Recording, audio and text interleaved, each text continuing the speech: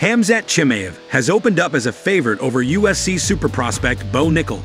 Bo Nickal is one of the USC's up-and-comers and claims to be a better wrestler than Khamzat, although he has yet to have his official debut in the promotion. Nickal already has a list of opponents he would like to face, including Khamzat. While the potential showdown seems inevitable, bettors considered Chimaev as a better option against Nickal, who, despite being a great fighter, has yet to prove his talent. According to the online gambling website sportsbetting.ag, Chimaev is opening up as a moderate -300 favorite, with Nickal holding an initial underdog offering of +250. It remains to be seen if the three-time NCAA Division I National Wrestling Champion can earn the respect of bettors. Aljamain Sterling isn't sure if Sean O'Malley deserves the title. On October 22nd, Sean O'Malley will face #1 ranked 135-pound wrestler Petr Yan. Should he get a win against him, O'Malley could get a title shot. That's why Aljamain Sterling has shared his opinion on how deserving O'Malley would be to become champion. According to Sterling, if it were a popularity contest, O'Malley would be the ideal candidate to fight for the title. But if we consider skill and talent, there are other fighters more deserving of the opportunity, such as Marlon Chito Vera, who beat him in less than 3 minutes of the first round. Take a look at what Sterling stated. I mean, it'd be hard to deny him, whether it was me or TJ, you know. Knock on wood is me, but yeah, it'd be hard to deny the guy. I think that would be his second real test, and if he passes it, it would just be kind of weird if he were to get a title shot over Chito, the guy who knocked him out in the first round in like under 3 minutes, you know. So it would be kind of weird. So I don't know. I mean, yes or no. I mean, if we're going to be a popularity contest, which the UFC kind of is, then I'd say it would be Omalley. What do you think about Sterling's statements? Do you believe O'Malley is worthy of a title shot? We'll be reading you in the comments. Conor McGregor definitely returning at welterweight. He says, "I'm excited to put on clinics," and says Charles Oliveira easily beats Islam Makhachev at UFC 280. Conor McGregor has announced that he will officially return to fighting in the welterweight division. In a series of Q&As on Twitter, he revealed to fans his intentions to fight at 170 pounds. After another fan asked McGregor who he thought was more likely to win between Oliveira and Islam, he simply answered, "Ali and easily," showing his confidence for the Brazilian or possible resentment at Islam's trainer, Khabib Nurmagomedov. Sonnen says McGregor can wrestle and is preparing for his return to the octagon. Chael Sonnen just revealed our biggest guarantee that McGregor will return to the octagon. According to Sonnen, McGregor's wrestling training clearly shows that the Notorious isn't kidding when he talks about his return. While some fighters would go to the gym and upload a photo to Instagram to pretend they're training, the fact that McGregor spent the entire weekend practicing wrestling shows that he's serious. In addition, Sonnen has remarked on McGregor's excellent technique, which indicates that the Irishman hasn't wasted his time. Right, Conor had lost some weight and he's looking more fit, and all of a sudden you start to go, okay, well 170 is definitely possible, and I think 155 could be in range too. I mean, Conor really started to get his body back under control. But now footage has come out of Conor wrestling. If you haven't seen this, and you're an aspiring fighter, you must go watch this. You must watch this, but you must study this. If you don't know Conor McGregor, you don't know he's from Ireland, a country that doesn't even have wrestling. If you don't know those things, and I show you this footage and I tell you, this guy was my teammate at the University of Oregon, you're going to believe me. Pure wrestling. So he's in a stance, he's on his feet, he's bent over, his knees are bent. He's not bent at the waist, he bent his knees, his hands are up, his elbows are in, he's got head position. He looked like a seasoned wrestler. Anytime that Conor McGregor got, Conor's doing it already. Wasn't my #1 takeaway. It wasn't. My #1 takeaway from Conor McGregor in this wrestling, okay? And I'm looking at his body. I'm looking at his body.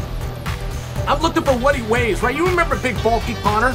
All these questions around him, and where is Usman? That was just a Conor that wasn't training.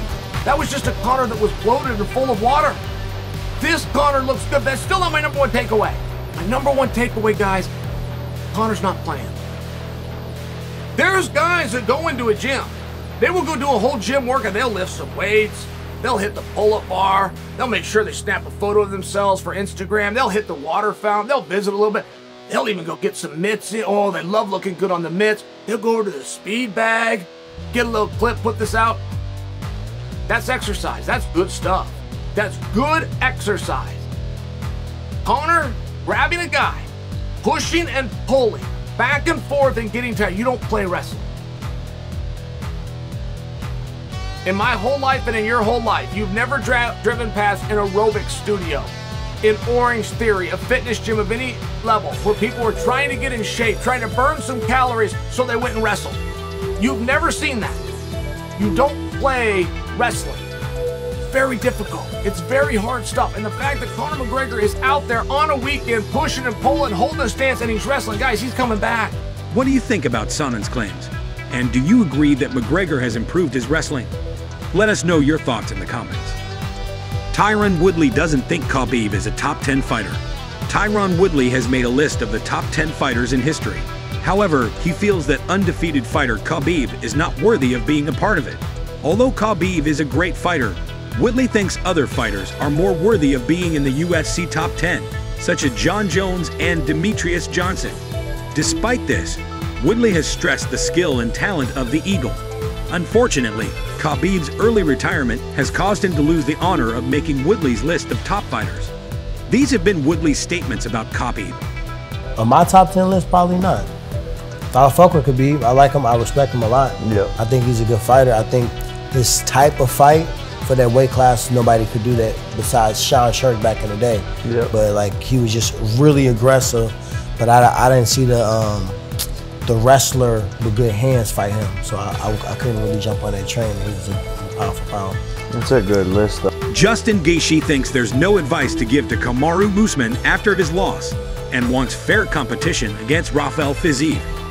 Justin Gaethje has spoken out about Kamaru Usman's recent loss.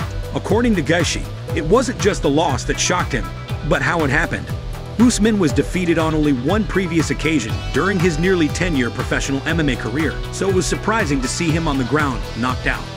That is why, for Justin, it would be impossible to advise Usman, as he considers him the best pound-for-pound fighter. Therefore, Gaethje believes his job is to support him as his friend and teammate.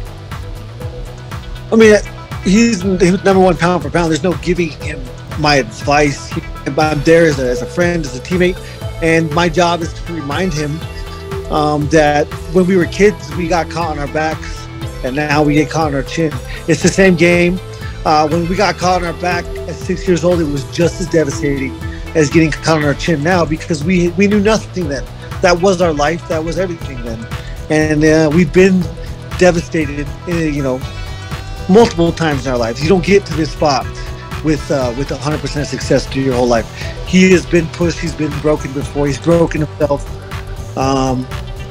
And so, yeah, there's nothing to tell him other than just to remind him that we've been here. This is what we do, this is who we are, this is what we've done since day one. Likewise, Justin has not missed the opportunity to mention that he is looking to have a fair fight against Rafael Fiziev. According to Justin, Fiziev could be taking steroids, as USADA has not tested him for quite some time. I mean, who knows? I mean, if everybody would just remember correctly, I fought Cowboy, I beat Cowboy, and then he fought Cowboy right after that. I was primed, ready to go. Sounds to me like he's off steroids right now. He hasn't been drug tested by USADA twice in time. I'm looking for a fair competition. If he's on steroids, then give me steroids and let's go. Yeah, I'm down with that. But my health is my biggest factor. I have never taken a performance-enhancing drug, and I do not want to fight people who are taking performance-enhancing drugs. So once again, even if I don't even know how it works, I don't know how steroids work. I'm sure there's windows, I'm sure he'd be fine, I'm sure he can come back and be clean. But the fact that he hasn't been being drug tested tells me he's been off steroids, whether to heal his leg or not. If I break my leg, I'm not taking steroids on my other leg. So that's going to be the title of our thing. I'd rather it not be. But he had the chance to fight me. He didn't fight me. He picked Cowboy. So yeah, whatever. Who cares? Who knows? Maybe. I'm sure he's confident. He's much more confident now that he could beat me. He clearly didn't take that fight then because he, wasn't confident. So maybe he's more confident now and more willing to danced. Who knows? In response, Fizzy fired back with a stinging tweet saying that he was tested 6 times in the year and is available for a fight. Unless, of course, Gaethje is scared of his abilities. Gilbert Burns wants to see Khamzat return to welterweight and says that the guys around him don't help him make good decisions. Gilbert Burns doesn't like the people Khamzat Chimaev has around him. That's why he expects Chimaev to fight again at 170 pounds and has given him some advice for his return to the octagon. Despite his success at 170 pounds, Chimaev has been repeatedly prodded to fight at 185 pounds, especially after his latest failure at the scales. However, Burns thinks it's hard to feel bad for someone who makes too many mistakes early in his career. Still, Burns believes Khamzat's career still has time to be saved and has recommended that he surround himself with people who will give him positive advice and guidance and not focus solely on boosting his ego. I hope so. I know a lot of guys were celebrating that he's going up. No, I want him to stay 170. I think he can stay. Just gotta be disciplined, you know. It's not just discipline. If you sign a contract, if you put an arm in there, your name on it, you sign it, you gotta own it there, you know, you gotta be a man. And I think he's just too young. A lot of hype, a lot of things, a lot of guys sucking on him, not being a good friends, good mentors. That's what he needs, and he needs to honor that contract. If he's signing, he's gonna make a weight. I lost a couple fights that because I had a very bad weight cut, but it's still making the weight, you know. So I don't know. He just gotta man up, you know. Make sure he got good mentors, good managers, good coaches, people that are gonna tell him the truth and gonna help him to be the best he can be and honor the contract when he signs. That is it for today, guys. If you want to know the latest UFC news, subscribe to the channel, hit the notifications bell, and click the like button so you don't miss any details about the upcoming fights. Thanks for watching. We will see you soon.